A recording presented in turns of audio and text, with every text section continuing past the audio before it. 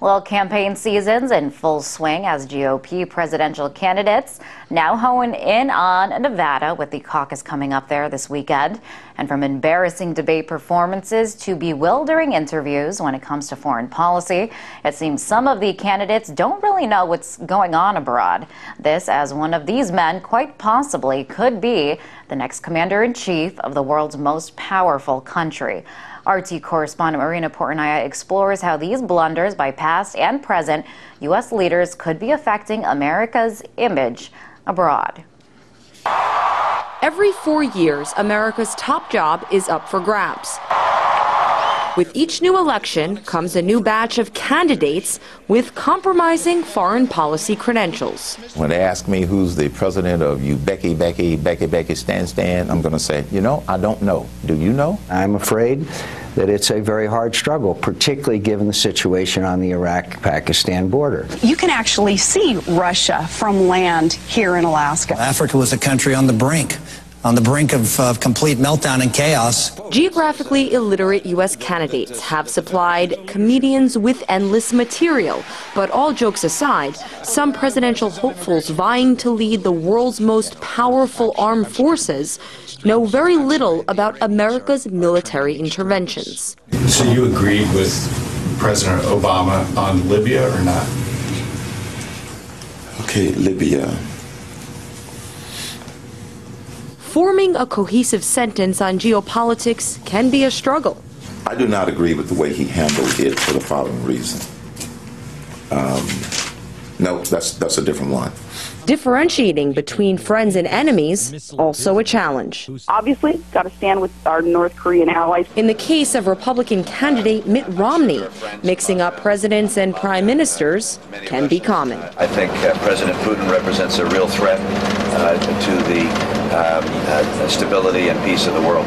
The overarching ignorance on international affairs has caused American political commentator Bill Maher to conclude, I think anybody could be president in this dumb country. Okay. Sort of like at this point now, where I think if you're going to be, when you register to be a candidate, you also have to go take a test about foreign affairs. And if you fail the test, we might get you one chance to take it again. And then I'm saying, sorry, go run, for city council in your little town in Alaska. If a country with the world's highest national GDP is being represented by politicians with a deficit on international affairs, the biggest consequence is likely to be America's credibility around the world. And even who we target. And let me finish with this. I get lost in a blizzard of words there. This is where it gets really dangerous for the United States of America.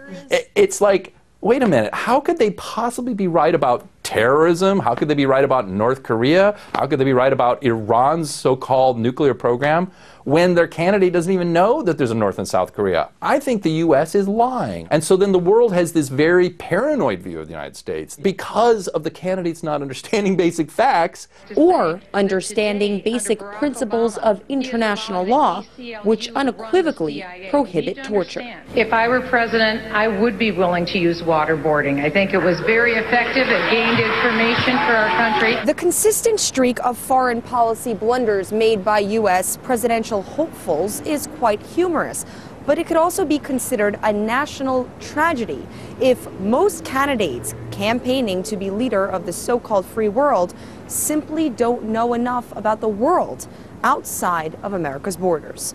Marina Portnaya, RT, New York.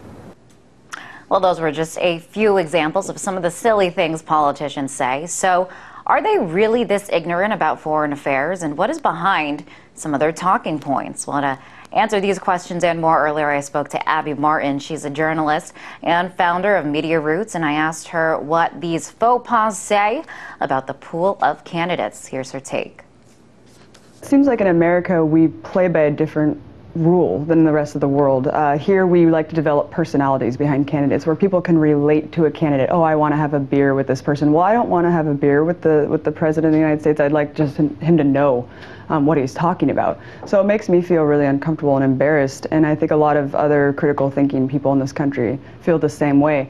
I think they're just trying too hard to relate to middle America and to relate to people when really they should be focusing on their knowledge of the world and foreign affairs.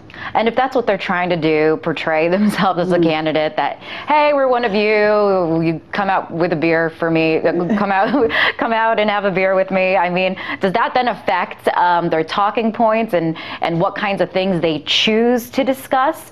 Maybe if it's not the most important or relevant thing or most pressing issues in our country today, that maybe they'll be more willing, especially to appeal to the conservative base. Is that something that is affecting the dialogue and the things that they're choosing to discuss? Yeah, I think it really dumbs down the state of political discourse. You see, we talked about in a previous interview, but focusing on issues like gay rights and abortion, really divisive issues, instead of relevant issues like the military-industrial complex, the endless wars, these kind of things, it dumbs down the debate. And what's strange to me, though, is how are these players even relevant? How is Sarah Palin a relevant person? How is Michelle Bachmann a relevant person when she's running as a Tea Party candidate who's supposedly backing the Constitution when she can't even name certain Bill of Rights? I mean, things like this just it makes you wonder, why are these people relevant in the political discourse? Why is this person even capable of becoming the President of the United States? And Cindy Sheehan once told me that Sarah Palin was actually insurance for Obama's election. And when you see things like this, it really makes me wonder, how are these people even in these positions of power? Certainly it does make you wonder, especially after seeing some of their performance we just saw in that story there. Well, how do these politicians affect U.S. credibility worldwide? I mean, people are watching and seeing this. Yeah, I mean, a lot of people around the world think America's a joke. American politics are a dog and pony show. They see people, Sarah Palin thinks that Africa is a country. So when people around the world hear that, they think, what is really going on? The education system's really dumbing us down that much. I mean, these politicians who are governors of states don't understand the continents in the world. Really is, totally dumbs down the discourse. And how can we put our faith, how can Americans put their faith in these candidates to make informed foreign policy decisions when they don't seem to have their facts straight? Well, that's the problem. They can't. And that's why you see a lot of election cycles where people are not voting for their interests, they're just voting against candidates. So you see a lot of people who are more progressive, critical thinkers who are just saying, I can't in good conscience vote for someone who doesn't know these things, therefore I'm just going to vote against them, even though they might not agree with Obama's policy. And that's really where we're at right now. Also want to focus on a hot foreign policy debate our topic today, Iran, and fears that the country has a nuclear bomb or is building a nuclear bomb. Iran has come forward publicly and said that they don't have one. They don't plan on building one. We also have top military leaders also confirming this. Yet we still hear this very harsh and tough rhetoric out of the GOP debates. Mitt Romney, all of them, so Rick Santorum, almost competing on who can be tougher against Iran. And when we see this kind of rhetoric coming from them, how does that play into drumming up war with the country? Yeah, we've seen a lot of saber rattling with Iran. The thing is, we're already at war with Iran. We're engaging in covert war with them right now. The CIA is on the ground. We're training Israeli defense, thousands of troops there training drills. Like you said, Leanne Panetta has already said that they're not building a nuclear weapon. So you have this contradictory rhetoric. We obviously are already in the country, so it's really a null point. I mean, we're already engaging in covert warfare with Iran, so it's just a matter of how much people are aware that we're already there on the ground.